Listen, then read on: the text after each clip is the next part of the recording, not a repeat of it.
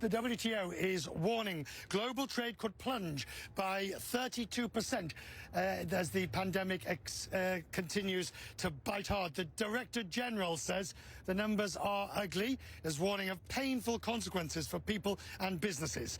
North America and Asia are supposedly hit the hardest. The WTO's Director General, Roberto Azevedo, is with me now. Director General, we saw a sharp fall-off in world trade in 2008 in the global financial crisis. This will be worse, you believe? Yeah, even our optimistic scenario shows that the fall in trade is going to be probably around the same order of magnitude of 2008. So that's the optimistic scenario. If we are looking at the pessimistic scenario, we could have a fall of about 32%. That's almost as large or larger, actually, than the 1930s. And in the 1930s, that was over 3 years. We're talking about just 1 year here. So it is very serious, the situation now. Right, so I want to read something from your statement. The immediate goal is to bring the pandemic under control because obviously it's a health crisis. But policymakers must start planning for the aftermath of the pandemic. So if trade is a key driver of recovery, what do you want to see policymakers doing now? Well, the image that I have been using is that unlike in 2008 and in the 30s, when the engine of the economy was broken, it was not functioning properly, the engine was functioning. It was just the supply of fuel that was cut off. What we have to ensure is that we don't break the engine while we are facing the pandemic.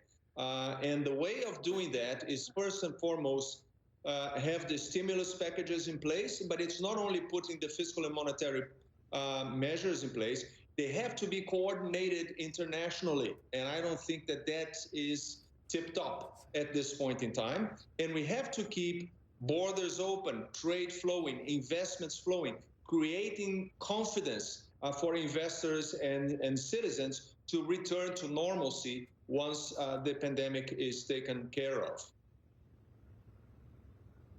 You talk about the necessity of opening up and coordination. I'm sorry to to put it bluntly, but the G20 hasn't really done anything short of make statements. OPEC has failed to agree and is going to have another meeting. The Eurogroup will probably agree to something, but only after desperation. I mean, not only are they not doing what you're saying, they're doing almost the opposite. Well, that's the wrong way to go. What can I say? One of the reasons why we managed to get out of the 2008 crisis relatively well is the fact that those measures, the stimulus measures, they were in fact coordinated.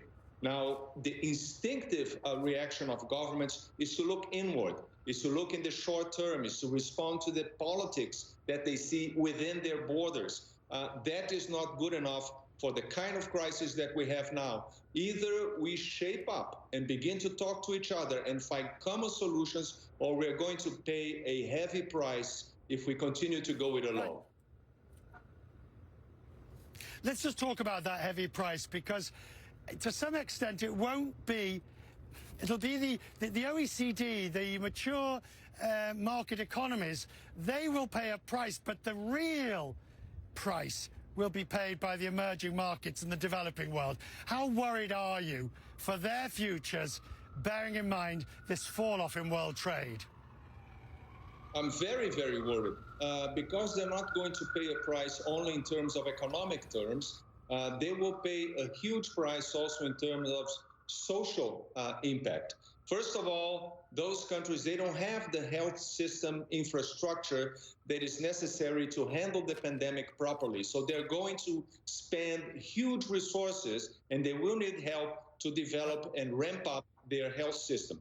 On top of that, they don't have social security nets that are efficient enough to take care of those who are going to lose their jobs or going to use their livelihoods. So you could have severe social economic problems in those countries, and they need help. And this is something the international community needs to take a look at.